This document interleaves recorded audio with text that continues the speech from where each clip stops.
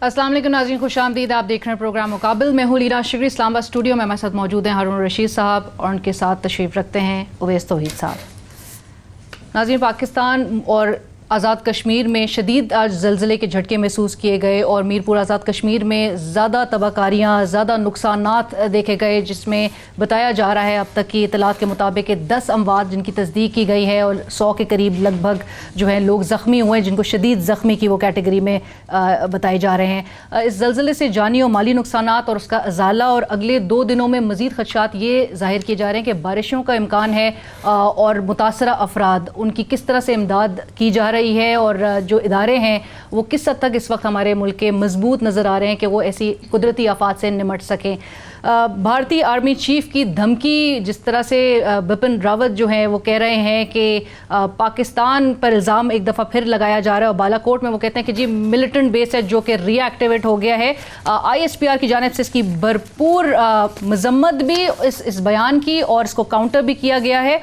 आखिर में बात होगी वज़ीर आज़म इमरान खान की अमेरिका में मसरूफियात और गुज़िश्ता रोज़ होने वाली डोनाल्ड ट्रंप से अमेरिका के सदर जो हैं उनके साथ वज़ीर आज़म इमरान खान की मुलाकात और डोनाल्ड ट्रंप की जानिब से एक बार फिर सालसी की पेशकश। आज नरेंद्र मोदी से भी अमेरिकी सदर ने मुलाकात की है, उसके हवाले से भी बात होगी। हारून साहब, गुफ्तगू का आगाज़ इस बात से कि भारतीय आर्मी चीफ धमकी दे रहे हैं, धमकी दे क्यों रहे हैं आखिर? देखिए, ये वो दे रहे हैं पब्लिक कंजप्शन के लिए। भारतीय राय आमा को चूँकि गुमराह किया गया, जो उन्होंने हमला किया था उससे तो कोई नुकसान नहीं हुआ था। अब वो उन्होंने फिर दोहराया है कि हमने पाकिस्तान को बड़ा नुकसान पहुंचाया हुआ, 500 टेररिस्ट से फिर टेररिस्ट जमा हो रहे हैं और वो मकबूजा कश्मीर में दाखिल होने की कोशिश करेंगे। वाक़या ये पाकिस्तान को चाहिए दुनिया भर के अखबार नवीसों को मदऊ करे और ऑब्ज़र्वर को मदऊ करे, दूसरे मुल्कों के नुमाइंदों को मदऊ करे, रिटायर्ड फ़ौजियों को मदऊ करे, कोई मुबस्सरीन के ग्रुप हैं जितने भी हैं, इंटरनेशनल ऑर्गेनाइजेशन ह्यूमन राइट्स वालों को मदऊ करके ये हमारा बॉर्डर है और ये बालाकोट है और ये मीरपुर है, ये सारी जगह आप घूमे फिरें, देखें यहाँ से लोग जा रहे हैं अंदर। इसलिए कि वो ये मीडिया इस वक्त सिंपैथेटिक है कश्मीरियों के साथ, मीडिया इस वक्त रिसेप्टिव है। एक मौका होता है बात करने का, बात उस वक्त करनी चाहिए। कह रहे हैं वो पब्लिक उसके लिए कंजम्पशन के लिए, भारतीय राय अम्मा को मुतमईन रखने के लिए कि हमने बहुत नुकसान पहुंचाया। वो कहते हैं ना इंडियन सोशल मीडिया पे, घुस के मारेंगे, घुस के क्या मारेंगे, एक कौवा और एक दरख्त। हाँ जी, तो सैकड़ों दरख्त तो हमारी टिम्बर माफिया रोज़ तबाह कर देती है, तो एक दरख्त उन्होंने तबाह किया, इजराइली मिसाइल था लेकिन निशाने पे लगा ही नहीं। अब सवाल ये, बहस आज ये हो रही थी सारा दिन और चैनल्स पे भी बहस होती रही, क्या इंडिया पाकिस्तान पे हमला करेगा? मेरा जवाब है कि जो माहिरीन के मुताबिक जो जवाब है कि इंडिया पाकिस्तान पे हमला नहीं करेगा। उसकी वजूहात है, यानी अगर पागलपन हो उसका तो कोई इलाज नहीं है और पाकिस्तान तो बिल्कुल ही नहीं करेगा। वज़ीर आज़म ने कह दिया कि कोई शख्स बाउंड्री लाइन का तोड़ने की कोशिश ना करे, कोई शख्स अंदर जाने की कोशिश ना करे। एक दाखिली तहरीक है, उसको हम क्यों नुकसान पहुंचाएंगे? पाकिस्तान तो नहीं करेगा। इंडिया अगर पागलपन पे आ गया तो मोस्ट वेलकम। मैं आपको बताऊंगा कि अगर इंडिया ने पागलपन किया तो उसका नतीजा क्या, और उसका नतीजा क्या होगा, पाकिस्तान किस तरह से रिटेलिएट करेगा। उवैस तौहीद साहब, लेकिन ये जो धमकी दी जा रही है और उस वक्त जब 27 तारीख को वज़ीर आज़म इमरान खान साहब ने भी तकरीर करनी है अक़वाम मुत्तहिदा की जनरल असम्बली से, और आपको याद होगा गुज़िश्ता कुछ हफ्तों से वज़ीर ख़ारजा भी, वज़ीर आज़म खुद भी इन खदशात का इजहार कर रहे हैं कि इंडिया की तरफ से कोई ऐसी हरकत की जाएगी, तो ये एक्सपेक्टेड था। देखिए, मैं समझता हूँ कि ये सिर्फ डोमेस्टिक पर्पस के लिए भी सिर्फ नहीं था, बल्कि इंटरनेशनल कम्युनिटी को, जो आलमी बरादरी है, उसकी तवज्जो हटाने के लिए है मकबूजा कश्मीर की सूरत हाल से। ये एक तसलसल में हम देख रहे हैं, कड़ी है उसकी। जैसे अमित शाह ने, जो इनके दाखिला वज़ीर दाखिला हैं और असल में RSS का हिस्सा हैं, 6 अगस्त को उन्होंने धमकी दी लोकसभा में। फिर राजनाथ जो इनके इंटीरियर मिनिस्टर हैं, उन्होंने फिर 19 अगस्त को की। फिर जयशंकर जो इनके एक्सटर्नल अफेयर्स के मिनिस्टर हैं, वज़ीर ख़ारजा हैं, उन्होंने फिर 17 सितंबर को बात की। तो ये तसलसल के साथ बात हो रही है फॉल्स फ्लैग ऑपरेशन का, जिसका इमरान खान साहब, हमारे डायरेक्टर जनरल ISPR में जनरल आसिफ गफूर साहब ने इस बात की और आज जो उन्होंने अपना जवाब दिया है जनरल रावत के बयान पर, वो भी, उसमें भी यही बात की है। اور یہ بات کی ہے کہ اگر آپ مہم جوئی کرنا چاہتے ہیں اور اگر آپ مقبوضہ کشمیر سے صورتحال ہٹانا چاہتے ہیں اور پاکستان پہ الزام تراشیاں پھر سے کرنا چاہتے ہیں، جیسے پلوامہ میں کیا، اڑی میں کیا، ابھی آپ بالا کوٹ میں انہوں نے کیا تھا، اس کے بعد آپ دیکھ لیجیے ایک تسلسل ہے اور یہ فروری سے چلا رہا ہے، اس سے پہلے بھی یہی ہوا ہے۔ تو جو ہماری اطلاعات ہیں، جو ہماری سیکیورٹی اسٹیبلشمنٹ سے جو پہلے جو ہماری بات ہوتی تھی جب انہوں نے پٹھان کوٹ کا کیا تھا، اس وقت یہ تھا کہ مختلف افغانستان کی جیلوں سے، بگرام ایئر بیس سے انہوں نے وہ پاکستانی جو وہاں پہ پکڑے تھے ان کو یہ لے گئے اور ایل او سی پہ ان کو مار کے پھر یہ انفلٹریشن کی بات کرتے تھے۔ وہاں پہ سینسرز لگے ہوئے ہیں، وہاں پہ میٹل ڈیٹیکٹر لگے ہوئے ہیں۔ اب دنیا ٹیکنالوجی کی طرف چلی گئی ہے، تو میرے خیال میں یہ ایک تسلسل ہے اور انڈیا کی طرف سے، اور یہ ایگریشن جو ہے وہ یہ کر سکتے ہیں۔ فالس فلیگ آپریشن جو ہمارے وزیر اعظم اور ہماری عسکری قیادت اس بات کی پہلے ہی ایک جو کہتے ہیں ایف آئی آر کٹوا چکی ہے عالمی برادری کی، اگر کیا تو پھر ان کو منہ اٹھانی پڑے گی۔ اور اگر کیا اس طرح کا حملہ ہارون صاحب، کیا نتیجہ ہوگا اور پاکستان اس کے لیے کس حد تک تیار ہے؟ دیکھیے پاکستان اس کے لیے تیار ہے، دونوں طرف آرمیز ڈپلائے ہو چکی ہیں۔ اگر وہ فرض کیجئے وہ اسی طرح کا میزائل کا حملہ کرتے ہیں، اس کو دیکھ لیں کس طرح کے حملے ہو سکتے ہیں۔ ایک میزائل کا حملہ ہو سکتا ہے اور ایک جو ہے وہ باقاعدہ حملہ ہو سکتا ہے، اور اس سے آگے کی تو بات ہی نہیں خیر کرنی چاہیے۔ دیکھیے میزائل میں ہمیں برتری حاصل ہے۔ میں نے آپ کو بتایا کہ اسرائیلی میزائل انہوں نے فائر کیا، وہ نشانے پہ ہی نہیں لگا۔ ہم اگر میزائل فائر کریں گے، جنگ کی خواہش تو نہیں کرنی چاہیے، تو وہ نشانے پہ لگے گا اور وہ بالا کوٹ جتنی دور جگہ پہ نہیں جائے گا، وہ بنگال تک جا سکتا ہے، کلکتہ تک جا سکتا ہے، اور ہوش بالکل ٹھکانے آ جائیں گے۔ دوسری بات، انہیں کوئی ایج حاصل ہی نہیں ہے ہم پہ۔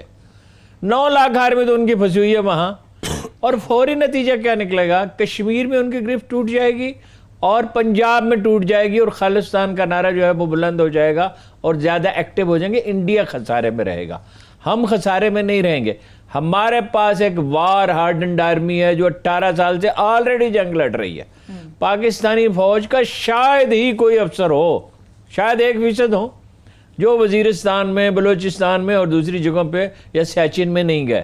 انڈیا میں 100 آدمی خودکشی کرتے ہیں ہر سال فوجی، پاکستان میں کوئی نہیں کرتا۔ سیاچن میں لوگ والنٹیئر ہو کے جاتے ہیں، وہاں کوئی والنٹیئر ہو کے نہیں جاتا ہے، وہاں عہدے خالی پڑے ہیں، ڈپریشن ان میں ہے، ہم میں نہیں ہے۔ اس لیے یہ گیدڑ بھبکے ہیں، لیکن بہرحال آپ دشمن کو کمزور نہیں سمجھ سکتے۔ آپ کو تیاری ہر وقت، اپنے گھوڑے، اللہ نے کہا اپنے گھوڑے تیار رکھو۔ بالکل۔ اور اویس توئی صاحب، اور یہ میں عبید صاحب سے اگری کرتا ہوں، صرف پبلک کنزمپشن کے لیے، دنیا کو بتانے کے لیے کہ پاکستان ٹیررسٹ ہے۔ اب دنیا میں پاکستان کو ٹیررسٹ ثابت نہیں کیا جا سکتا۔ یہ داخلی تحریک ہے، نہایت مضبوط ہے، ان میں اتنی اخلاقی جرات ہی نہیں ہے کہ کرفیو لفٹ کریں اور نتیجہ بھگت لیں۔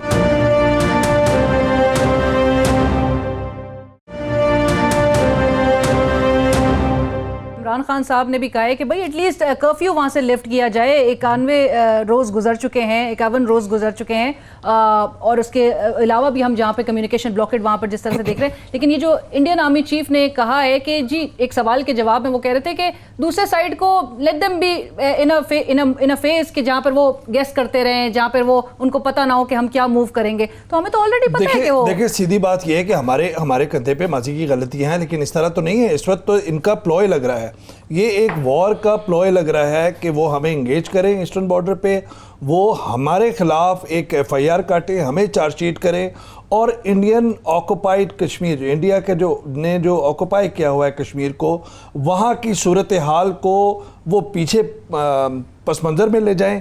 آپ دیکھیے کیا ہے آرٹیکل 370 کے تحت انہوں نے 31 اکتوبر کو، جو انڈین میڈیا میں مانیٹر کرا تھا، 31 اکتوبر کو اس کو یونین ٹیریٹری میں شامل کرنا ہے، لداخ کو بھی اور مقبوضہ کشمیر، جموں کشمیر کو بھی۔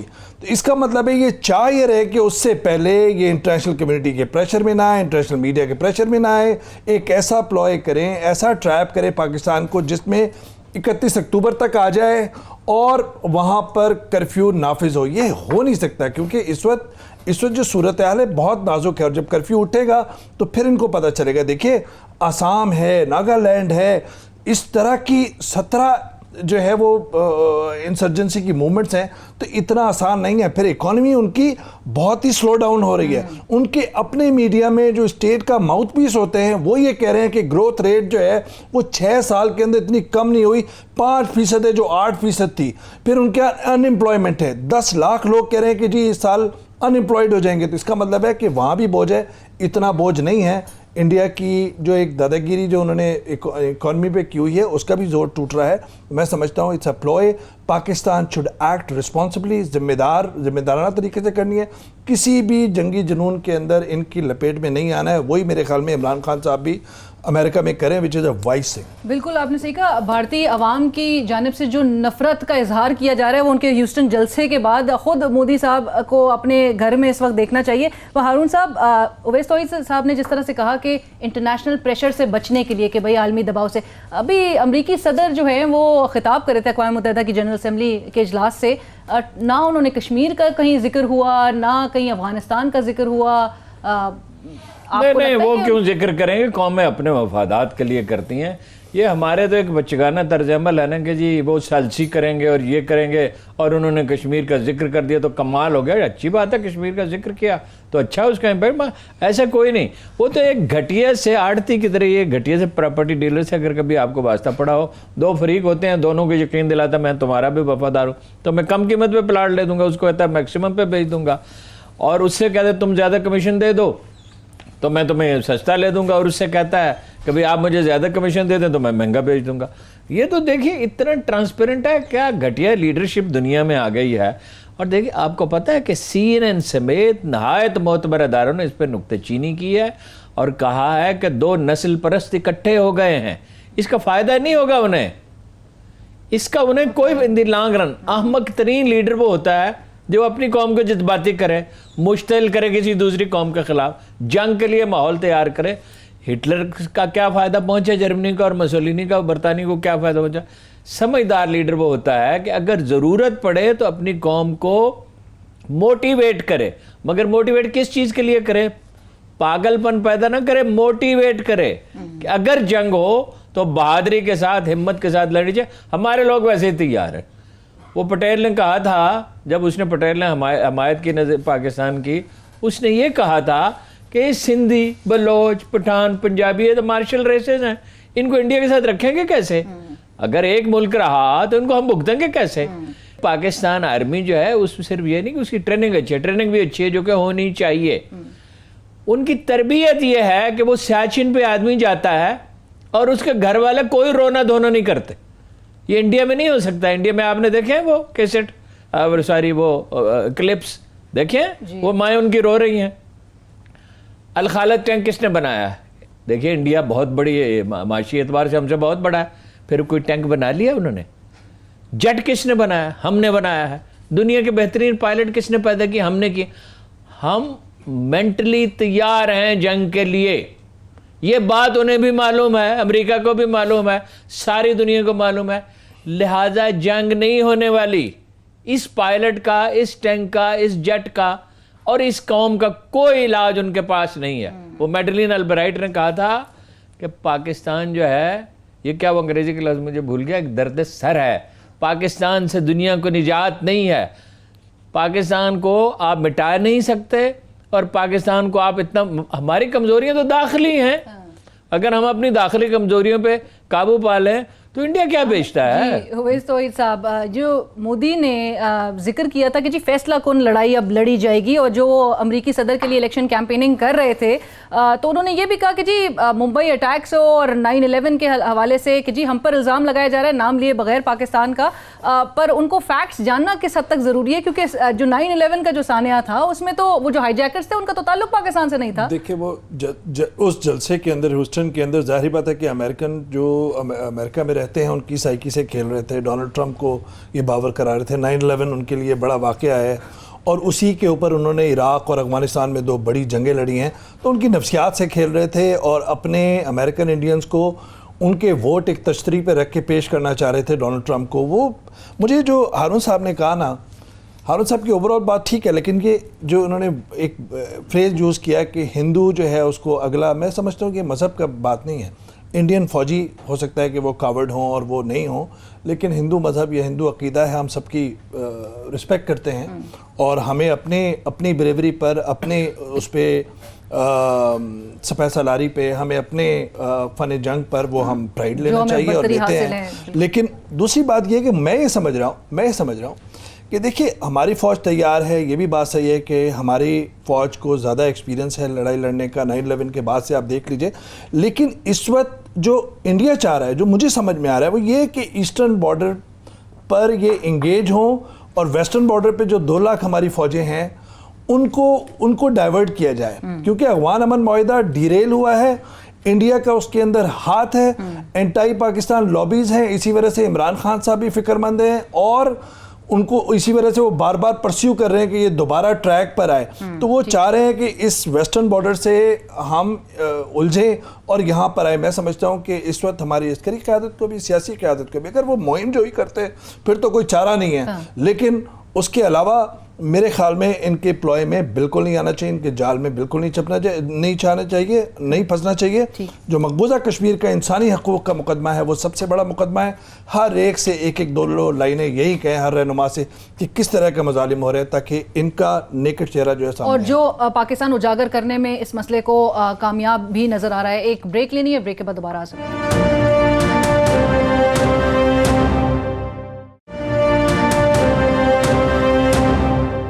ناظرین welcome back after the break کے بعد ہم بات کریں گے آج جو ملک میں اور آزاد کشمیر میں جس طرح سے زلزلہ آیا اور اس کے نقصانات جو دیکھے جا رہے ہیں. اس وقت ہمیں ٹیلی فون لائن پہ جوائن کر رہے ہیں چیئرمین NDMA لیفٹیننٹ جنرل محمد افضل صاحب. جنرل صاحب السلام علیکم، بہت شکریہ آپ نے ہمارے لیے وقت نکالا. جنرل صاحب پہلا تو بنیادی سوال یہی ہے کہ قدرتی آفت کا رخ تو نہیں موڑا جا سکتا، لیکن آج جس طرح سے، بہت شکریہ سر، آج جو نقصانات آپ سے جاننا چاہیں گے سر. سب سے پہلے تو کتنا نقصان ہوا ہے جانی و مالی اس وقت یہ جو زلزلے کی جو صورتحال آج دیکھی گئی؟ علینا میں اس وقت آپ کو 22 اموات کنفرم کر سکتا ہوں. آپ سے بات کرنے سے پہلے ایک اور وفات کی مجھے اطلاع آئی تھی. 22 لوگ جس میں 21 لوگ جو ہیں وہ ڈسٹرکٹ میرپور میں اور ایک جو ہے وہ ڈسٹرکٹ جیلم میں دینا کے اندر ایک خاتون کی ہلاکت ہوئی ہے. 250 کے قریب لوگ زخمی ہیں، جس میں 80 کے قریب لوگ ایسے ہیں جن کو میں سیریس زخمی کہتا ہوں. اور میں سیریس زخمی ان کو کہہ رہا ہوں جس میں 1 یا 2 لمب جو ہیں وہ افیکٹ ہوئے ہیں، اور ویری سیریس ان 80 میں سے کوئی 10 کے قریب لوگ ہیں جن کو چسٹ یا ہیڈ انجریز ہیں، یا جن کی انجریز کی نوعیت اتنی ہے کہ وہ بہت زیادہ کرٹیکل ہیں. رائٹ سر، امدادی کارروائیوں کے حوالے سے جنرل صاحب جاننا چاہیں گے کہ امدادی کارروائیاں اس وقت کس طرح سے ہو رہی ہیں. آپ نے اپنی پریس کانفرنس میں بھی مینشن کیا تھا کہ تمام جو ادارے ہیں ان کی ٹیمز وہاں پر موجود ہیں، NDMA SDMA، اس کی صورتحال سے بھی ہم ضرور چاہیں گے کہ آپ ہمارے ناظرین کو آگاہ کیجیے. دیکھیں میں آپ کو پہلے تو ریسکیو آپریشنز کے بارے میں بتاؤں گا کہ پاکستان کے اندر 4 سرچ اینڈ ریسکیو ٹیمز ہیں، جس میں سے 3 جو ہیں اس وقت ایریا کے اندر پہنچ چکی ہوئی ہیں، جس میں پنجاب گورنمنٹ یا PDMA پنجاب کی ٹیم ہے، فیڈرل گورنمنٹ کی ایک ٹیم ہے جو کہ پرائمریلی اسلام آباد بیسڈ ہے، اور ایک سرچ اینڈ ریسکیو ٹیم جو کہ پاکستان آرمی کی ہے وہ بھی ایریا میں چلی گئی ہے. جہاں تک ایریا کو کھولنے کا اور وہاں تک پہنچنے کا تعلق ہے تو پاکستان فوج کی مدد سے مختلف علاقوں میں چیک کیا گیا ہے. اس وقت میں آپ کو کنفرم کر سکتا ہوں اباؤٹ 100 کے قریب جو ایمبولنسز ہیں مختلف ایریا میں ڈپلائڈ ہیں، جس میں آزاد کشمیر گورنمنٹ کی تو ایمبولنسز ہیں ہی، 20 کے قریب ایمبولنسز جو ہیں وہ پنجاب گورنمنٹ کی طرف سے آئی ہیں، کوئی 5 کے قریب ایمبولنسز ڈسٹرکٹ جیلم سے جو ہیں وہاں گئی ہیں، اور 6 ایمبولنسز منسٹری آف ہیلتھ نے یہ یہاں سے بھیجی ہیں. جو میرپور کا ہاسپٹل ہے، چھوٹے بیسک ہیلتھ یونٹس ہیں جس میں چیچیاں میں ہے، کھڑی شریف میں ہے، اور ایون جو جاتلا ہیں اس کے اندر ہے، افضل پور کے اندر ہے. ان ساروں کے اندر جو ہے وہ ڈاکٹرز بھی موجود ہیں، اور لوگوں کو جو ہے اسپیشلی ابتدائی طبی امداد جو ہے ان سینٹرز میں دی گئی ہے، اور زیادہ جو لوگ افیکٹڈ ہیں ان کو میرپور کے ڈسٹرکٹ ہاسپٹل میں بھی بھیجا گیا ہے. اس کے علاوہ بہت سارے زخمی جو ہیں وہ لوکل پرائیویٹ ہاسپٹلز جو مختلف کام کر رہے تھے ان میں بھی موجود ہیں. الحمدللہ چیزیں جو ہیں وہ انڈر کنٹرول ہیں اور ہوپ فلی کل دوپہر تک ہمیں پوری طرح اندازہ ہو جائے گا. جن صاحب یہ ذرا فرمائیے گا، منگلا ڈیم کے بالکل قریب یہ واقع ہوا ہے اور اطلاعات تھی ابتدائی کہ متاثر ہوا ہے کام، تو کس حد تک ڈیمیج ہوا ہے، کیا اس وقت صورتحال ہے منگلا ڈیم کی؟ اویس الحمدللہ منگلا ڈیم جو ہے اللہ کے فضل و کرم سے سیف ہے. اس نے اپنا جو مختلف آپریشنز ہیں ان میں سے کچھ آپریشنز کر رہا ہے. یہ اسٹینڈنگ آپریٹنگ پروسیجر ہوتا ہے کہ جب بھی کبھی زلزلہ آئے تو عموماً ڈیم کے اندر جو ہے ان کو وقتی طور پہ بند کیا جاتا ہے، ڈیم کو دیکھا جاتا ہے ڈیمیجز کے لیے، ان کے اندر جو مختلف انسٹرومنٹیشن ہوتی ہے اس کی ریڈنگز کو دیکھا جاتا ہے. یہی کام امیڈیٹلی اس زلزلے کے بعد کیا گیا اور الحمدللہ جو اس کی ریڈنگز ہیں ان سے یہ معلوم ہوتا ہے کہ اللہ کے فضل و کرم سے ڈیم پوری طرح سیف ہے. اس کو کچھ وقت کے لیے بجلی پیدا کرنا بند اس لیے کی گئی کہ آپ کو پتہ ہے کہ زلزلے کی وجہ سے بہت ساری سلٹ جو ہے وہ اوپر آ جاتی ہے اور اگر بجلی کے آپریشن کو جاری رکھا جائے تو بجلی کے آلات کو خراب ہونے کا اندیشہ ہوتا ہے. اس لیے اس کی فلشنگ کے لیے کچھ دیر پانی جو ہے وہ ویسے دریا کے اندر چھوڑا گیا. جنرل صاحب یہ فرمائیے کہ 2005 کے زلزلے کے بعد، یہ تو خیر معمولی زلزلہ ہے، اللہ کا شکر ہے کوئی زیادہ نقصان نہیں ہوا، جو کوڈ طے کیا گیا تھا کنسٹرکشن کا اس پہ کوئی عمل درآمد دیہات میں اور قصبات میں ہوا؟ میرپور کے لوگ تو بڑے خوشحال ہیں، پڑھے لکھے بھی ہیں اور بہت ایکسپوجر ہے ان کا. یا اس کی کوئی مانیٹرنگ ہوتی ہے کہ جو مکان تعمیر ہو رہے ہیں وہ ڈھنگ سے ہو رہے ہیں، اس میں ضابطوں کی پابندی کی جا رہی ہے؟ ہارون صاحب 2015 اور 16 میں ایک ایکٹ ڈرافٹ کیا گیا تھا جو کہ بیسیکلی کنسٹرکشن کے متعلق تھا. اس کے اندر پاکستان انجینئرنگ کونسل کی ان پٹ تھی، انجینئرنگ باڈیز کی ان پٹ تھی، اور یہ جو ہے ایکٹ ہے یہ مختلف ضلعی اور صوبائی حکومتوں کے ساتھ شیئر بھی کیا گیا تھا. ان کو وقتاً فوقتاً باور بھی کرایا جاتا ہے. لیکن مجھے افسوس سے کہنا پڑ رہا ہے کہ جو کنسٹرکشن سٹینڈرڈ ان علاقوں میں جہاں پہ زلزلہ آنے کے متواتر مواقع ہوتے ہیں اتنی شد و مد سے نہیں کیا جا رہا.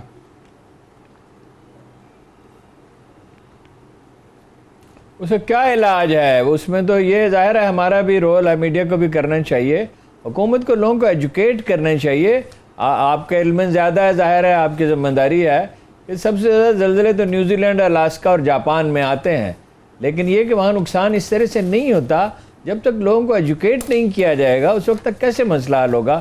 یعنی یہ جو نقصان ہوا ہے اگرچہ اللہ کا شکر کم ہوا ہے لیکن پھر بھی ایک جان کا ضیاع بھی بہت ہے، اور اس کو روکنے کا تو یہی طریقہ ہے کہ لوگوں کو ایجوکیٹ کیا جائے. اس کا کیا کرنا چاہیے؟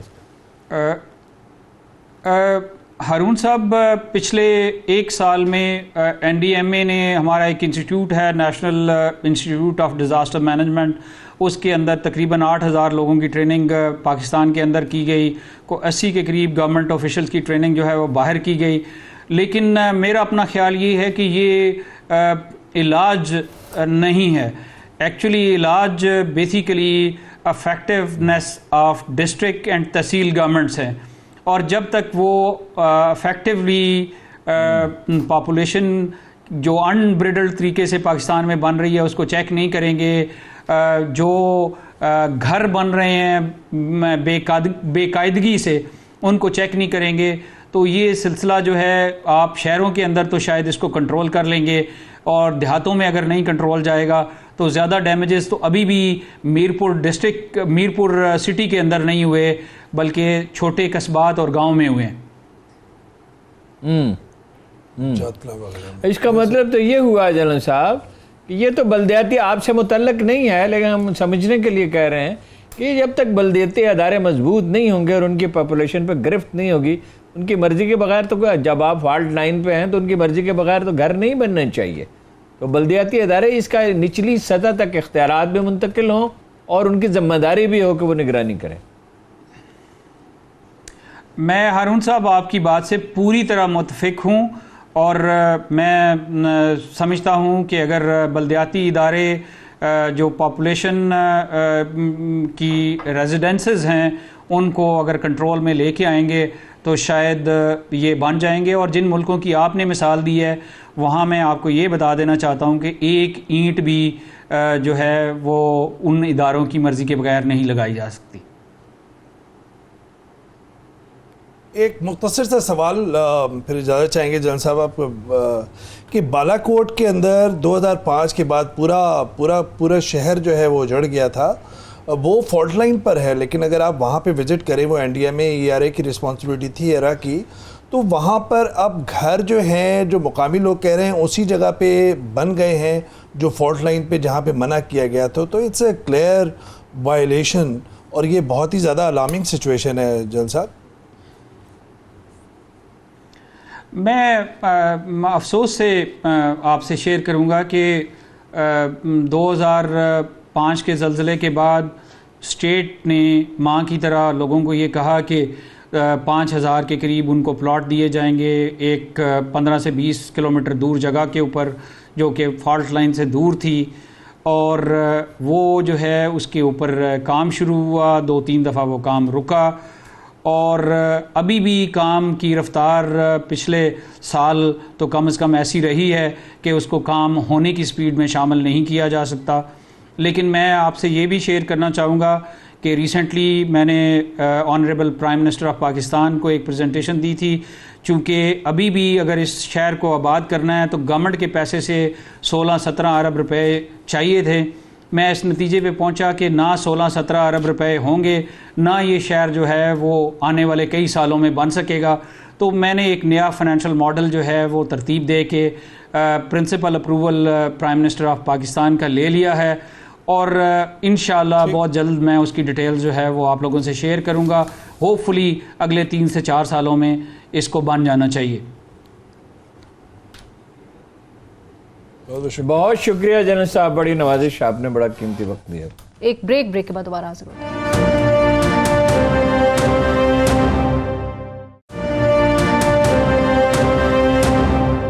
ناظرین ویلکم بیک آفٹر بریک کے بعد ہارون صاحب اب بات ہوگی عمران خان صاحب کی امریکہ میں مصروفیات کی، اور جو گزشتہ روز امریکی صدر سے ان کی ملاقات ہوئی. امریکی صدر نے ایک بار پھر ثالثی کی پیشکش کی، اور اس بار زیادہ کلیئرٹی کے ساتھ انہوں نے یہ بات کہی کہ you have to have 2 parties that want to agree. کسی پوائنٹ پر بھارت آ سکتا ہے. آپ کو لگتا ہے بھارت آ سکتا ہے؟ یہ جو زیادہ خطرناک بات کہی انہوں نے، یہ کہا P M Modi gave a loud message to Pakistan terrorism. آج مودی کے ساتھ ملاقات میں hope Pakistan will listen to it. Trump کی کسی بات کا کوئی معنی نہیں ہے، اس کا عمل دیکھنا چاہیے البتہ کہ وہ چاہتا کیا ہے. اس کی سٹیٹمنٹ پہ ہم بھروسہ نہیں کر سکتے. وہ کہتا ہے مودی میرا بہترین دوست ہے، وہ کہتا ہے عمران خان دنیا کا عظیم لیڈر ہے. وہ اس لیے نہیں کہہ رہا کہ اسے عظیم لیڈر سمجھتا ہے، اس لیے کہ افغانستان میں اس کی ضرورت ہے. دیکھیے قومیں اپنے مفادات کا تحفظ چاہتی ہیں. انڈیا کے ساتھ لوگوں کا، ہمارے عرب بھائیوں نے نہیں ہمارا ساتھ دیا، باقی چھوڑیے، ایرانیوں نے ساتھ دیا ہمارا، انہوں نے دیا. تو اس پہ اس کے کہنے پہ ثالثی کا کیا سوال پیدا ہوتا ہے جی؟ ثالثی 2 آدمیوں کا جھگڑا ہے، میرا اور اویس صاحب کا جھگڑا ہے. اویس صاحب کہتے ہیں جی ثالثی کر لیں، میں کہتا ہوں سوال ہی نہیں پیدا ہوتا. تو ثالثی کیسے ہوگی؟ یہ ثالثی کے قصے سے نکل جائیں. وہ ضیاء الحق نے کہا تھا، اسے پوچھا گیا اسی رات جب روسی فوج آئی تھی کہ کیا ہوگا، انہوں نے کہا اگر ہم کچھ کر لیں گے تو دنیا بھی مدد کو آ جائے گی. سینیٹر مشاہد حسین سید صاحب اور شمشاد صاحب، جی شمشاد احمد خان صاحب سے بھی رابطہ کیا جا رہا ہے. السلام علیکم سینیٹر صاحب، thank you so much for joining us. السلام علیکم جی. مشاہد صاحب، یہ جو ویسے تو ان کی مہم جو ہے پوری عمران خان صاحب کی جو بھی وہاں ایفرٹ ہے اس پہ آپ مجموعی طور پہ جو بھی ہے اس پہ تبصرہ فرمائیں، لیکن 2 باتوں کی مجھے سمجھ نہیں آئی. انہوں نے ایک دفعہ پھر اپوزیشن پارٹیوں کو وہاں مینشن کیا، اس کی کیا ضرورت تھی؟ اور دوسرا یہ وہ بار بار یہ کیوں کہتے ہیں کہ ہم جنگ نہیں چاہتے، ہم جنگ نہیں چاہتے؟ یہ کمزوری ظاہر کرنے کے مترادف نہیں ہے. جنگ تو نہیں چاہنی چاہیے، جنگ کون دنیا میں چاہتا ہے؟ لیکن جب آپ کہتے ہیں ہم جنگ نہیں چاہتے تو آپ دوسرے کو ہلا شیری دیتے ہیں نا. अस्सलाम वालेकुम जी, हारून रशीद साहब और वैस तौहीद साहब और आपके व्यूअर्स को अस्सलाम वालेकुम। मेरी बात सुनी सर आपने? जी मैं सुन लीजिए। मैं समझता हूँ कि ये बड़ा वाज़ेह होना चाहिए कि उन्होंने कहा था कि ये उनका दौरा जो है मिशन कश्मीर है और उनका हदफ सिर्फ एक होना चाहिए, मोदी और मोदी की तौसी पसंदाना और इंतहा पसंदाना पॉलिसी। और उसमें जो ऑपोजिशन है उनको तो हदफ बनाना बड़ी मेरे ख्याल में ज्यादती है, क्योंकि वैसे भी एक असूल है कि जब आप मुल्क से बाहर जाते हैं आप अपनी दाखिली सियासत डिस्कस नहीं करते, और खास तौर पर इस मौके पर जब इतना बड़ा चैलेंज हमारे सामने है और उसका फोकस क्लियर होना चाहिए। पिछले दौरे में भी उन्होंने जिक्र किया था हिज़्ब इख्तिलाफ का, तो ये नामुनासिब है। और मैं समझता हूँ कि इस वक्त पाकिस्तान के लिए इलाकाई सूरत हाल और बैन अल-अक़वामी सूरत हाल साजगार है कि हम अपना जो मुकदमा है कश्मीर के हवाले से वो मजबूती से और सिंगल माइंडेड डिटर्मिनेशन के साथ पेश करें। और खास तौर पे आपने देख लिया कि जो मुलाकात हुई ट्रंप की, पहले मोदी के साथ फिर इमरान खान के साथ, तो ट्रंप ने कोशिश की है कि इसको बैलेंस करने के लिए जो बात उन्होंने मोदी को की वो उन्होंने इमरान को भी की, उसको भी अजीम लीडर करार दिया, इमरान खान को भी अजीम लीडर करार दिया, शी जिनपिंग को भी अजीम लीडर करार दिया। और एक अहम बात है कि पहली दफा मैंने देखा है कि थोड़ा सा मोदी से फासला उन्होंने किया सियासी तौर पर ट्रंप ने। उन्होंने कहा कि मोदी के बयानात बड़े अग्रेसिव थे, वेरी एग्रेसिव स्टेटमेंट्स 3 मरतबा का। इसका मतलब है कि जो मोदी का मौकफ पाकिस्तान के हवाले से है, दहशतगर्दी के हवाले से, उसकी उसने तायीद नहीं की, और खास तौर पे एक हल्की सी तनकीद भी की कि उन्होंने ये भी कहा कि मैं उधर मौजूद था and I didn't know that I was going to here that statement and it was a very aggressive statement. 3 मरतबा दोहराया। ये मुशाहिद साहब ये ज़रा फरमाइएगा कि मुझे लगता है कि डोनाल्ड ट्रंप जो है वो एक अपने आप को एक मिसाली किरदार बना के जाना चाह रहे हैं। 2020 के इलेक्शंस में वो नॉर्थ कोरिया से भी बात करना चाह रहे हैं और फिर अफगान तालिबान के साथ भी कैंप डेविड में मिलना चाह रहे थे और अभी भी डील चाहते हैं। और फिर साथ साथ में आज जो अक़वाम मुत्तहिदा के में उन्होंने तकरीर की है उसके अंदर उन्होंने कहा है कि उन्होंने काफ़ी सख्त बयानात भी दिए तेहरान के ख़िलाफ़, लेकिन साथ साथ में कहा कि America doesn't want permanent enemies. तो इसका मतलब एक रास्ता भी छोड़ा। इमरान खान को उन्होंने एक मैंडेट भी दिया बकौल शाह महमूद कुरैशी के कि वह हसन रूहानी साहब से बात कर सकते हैं, ईरान से बात कर सकते हैं। तो ट्रंप के इस कार्ड को हम इस सालिसी के तौर पे किस तरह यूज़ कर सकते हैं ईरान के साथ और इस पूरे खित्ते में? क्या ईरान के साथ गुफ्तगू में सीरियस है शाह साहब अमरीकी? शमशाद अहमद खान साहब देखिए जो ट्रंप है बड़ा वाज़ेह रहे कि ये पहला अमेरिकन सदर है जॉन एफ कैनेडी के बाद जो अमेरिकन एस्टेब्लिशमेंट का हिस्सा नहीं। ये अरबपति है, ये खुद अपने बलबूते पर आया है, ना इसकी कोई पार्टी है और इसकी अपनी एक सोच है। और आपने ठीक कहा कि वो किम जोंग उन हो, शुमाली कोरिया का, अफगान तालिबान हो, उसने ये भी कहा कि it will be a great honour to meet president रूहानी। मेरे ख्याल में ये वाज़ेह है उसका एक ही हदफ है, वो 2020 में इलेक्शन जीतना चाहता है। उसके लिए वो जंग नहीं चाहता, उसके लिए वो पाकिस्तान की उसको ज़रूरत है कि अफगानिस्तान में अमन लाया जाए। और ईरान के साथ भी उसका मौक़िफ़ सऊदी अरेबिया और यूएई से मुख्तलिफ है। और मैं समझता हूँ कि ईरान से वाकई वो ताल्लुकात कम से कम कशीदगी कम करना चाहता है। उनको मालूम है कि माजी की जंगों ने अमेरिका को कितना अदम इस्तेहकाम का शिकार किया और इस खत्ते को भी। सऊदी अरब और ईरान के तवाज़ुन में ये शमशाद साहब मौजूद हैं। जी अच्छा, बस सर ये पूछना था मुझे शमशाद साहब या मुशाहिद साहब जो भी इसका जवाब देना चाहें कि सऊदी अरब और ईरान के जो हमारा तवाज़ुन बरकरार रखना होता है हमें ख़ारजा पॉलिसी में, आप क्या समझते हैं इमरान खान साहब के लिए एक लिमिट होगी, पैरामीटर्स होंगे कि वो यहाँ तक सालसी में जा सकते हैं वरना मामला पेचीदा हो जाएगा?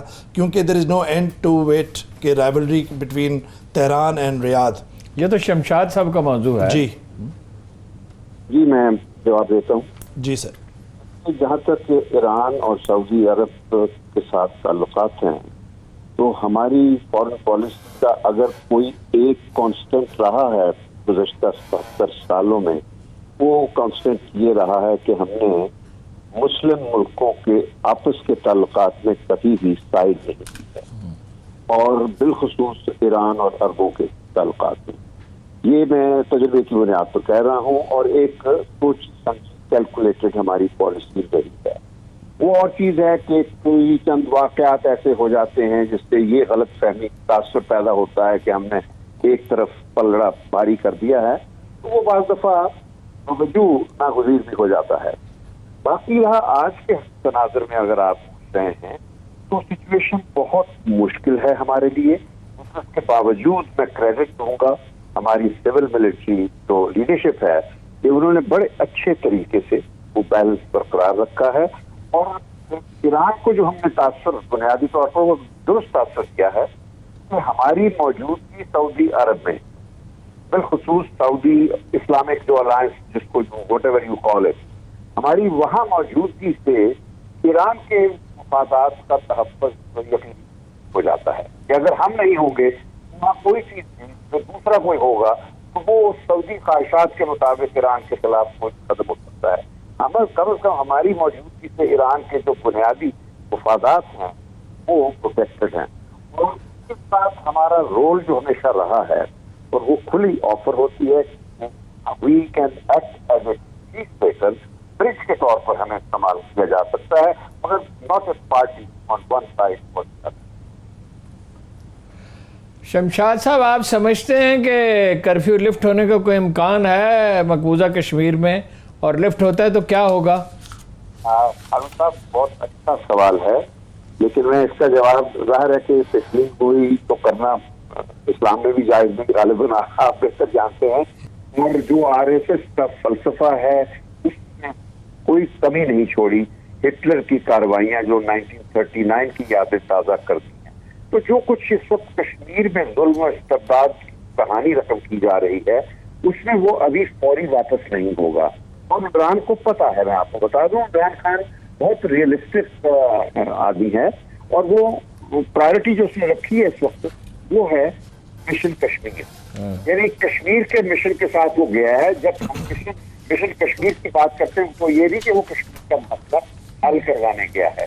جو پرائرٹی نمبر 1 ہے اس وقت وہ ہے کہ کشمیریوں پر جو اس وقت ظلم ہو رہا ہے, جس طریقے سے کریک ڈاؤن اور لاک ڈاؤن کا ہوا ہے وہ ختم کروایا جائے. اب یہ کیا ہے کہ عمران کی 15 منٹ کی اسپیچ کے بعد یہ ہو جائے گا, میرا جواب ہوگا نہیں, ظاہر ہے کیونکہ جنرل اسمبلی ایک فورم نہیں ہے جہاں کوئی بھی فیصلہ ہو.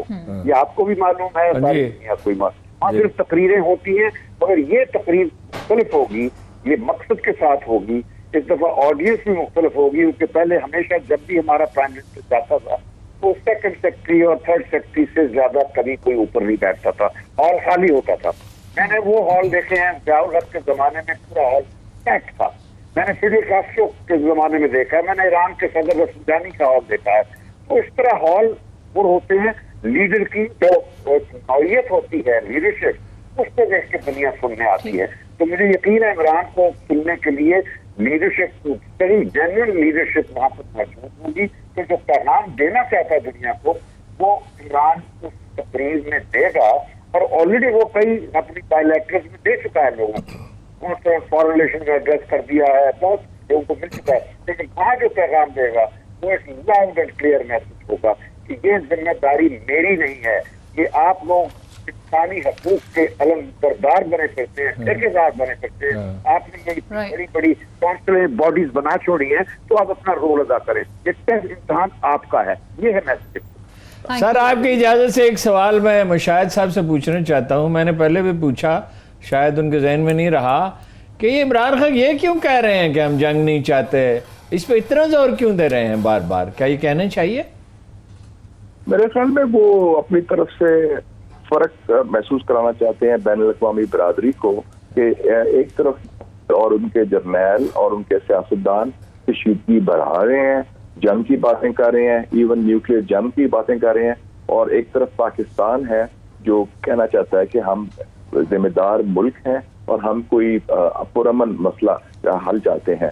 تو جو جنگوازم ہے, جو ہارڈ لائن ہے, وہ مودی کے گروپ سے آ رہی ہے. ان کا وزیر دفاع ہو, ان کا جنرل راوت ہو آرمی چیف, ان کا ہوم منسٹر ہو, ان کی ایکشن بھی بڑا ایکسٹریمسٹ لیا ہے اور ان کی زبان بھی لہجہ ایکسٹریمسٹ ہے. اور اسی لیے ٹرمپ نے کہا ہے کہ 3 دفعہ کہ میں بڑا حیران ہوا ہوں کہ مودی نے ویری اگریسو اسٹیٹمنٹ. جو ایک قسم کی میں سمجھتا ہوں تنقید ہے مودی کے بارے میں. Right. تو وہ ایک موقف کو دہرا رہے ہیں. بہت شکریہ Mushahid Hussain sahab, thank you so much for giving us your time. Shamshad sahab آپ کا بھی بہت شکریہ, ہمیں آپ نے بھی جوائن کرا. پروگرام کا وقت جو ہے وہ ختم ہو جاتا ہے. آپ سے کل ملاقات ہوگی, تب تک کے لیے اجازت دیجیے. اللہ حافظ.